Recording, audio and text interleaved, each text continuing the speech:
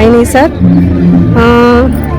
ఇప్పుడు నేను గాలికి ఒక వాయువు ఒక నిప్పు ఎలా తోడైతే దావాలం అవుతుందో ఈరోజు టీడీపీ, జనసేన, బీజేపీ కూటమి కూడా ఈ ఆంధ్రప్రదేశ్లో అలానే అయిపోయి రేపు 2024లో విజయం సాధించి ఒక రాక్షసుని ఎక్కడికి పంపించాలో అక్కడికి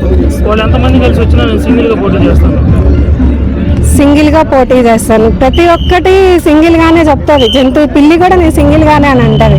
అట్లానే దాన్ని సింహం అనలేం కదా. ఇప్పుడు తిరుగుతూ ఉంటుంది పిల్లి, అదేమంటుంది నేను కూడా సింహం అని అనుకుంటుంది. ఆ సింహానికి పిల్లికి తేడా తెలుసుకొని మనం ఉండాలి.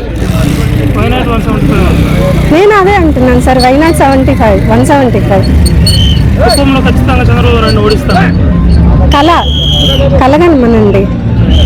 ఆయన చెప్తా ఉంటాడు కదా, తాడేపల్లి ప్యాలెస్లో ఉండి రాత్రి ఆత్మలతో మాట్లాడతాను, నాకు కళ వచ్చింది. అది కళే కనమనండి, చూద్దాం. జనసేనకి ఒక్క సీటు కూడా రాకుండా మేము గెలుస్తాము. అదే చెప్తున్నాను సార్. ఒకప్పుడు అంటే సింగిల్గా ఎవరికి వాళ్ళు పోటీ చేశారు కాబట్టి ఓట్లు చీలి ఈ పరిస్థితి వచ్చింది. ఇప్పుడు ముగ్గురుగా ఉన్నప్పుడు ఎలా గెలుస్తారు సార్? జగన్ ప్రభుత్వంలో ఆంధ్రప్రదేశ్ అభివృద్ధి చెందింది. చంద్రబాబు నాయుడు ఏం చేయలేదు. చంద్రబాబు నాయుడు అంతా మోసం చేశారు ప్రజలుగా. అది అన్నం తినేవాళ్ళు అనే మాట కాదనుకుంటున్నా నేను. అన్నం తినే వాళ్ళైతే చంద్రబాబు నాయుడు ఏం అభివృద్ధి చేశాడు అనేది.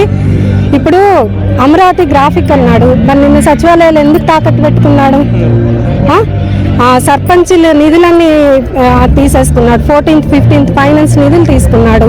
సచివాలయం వాళ్ళు తాకట్టు పెట్టేశాడు బ్యాంకులకి.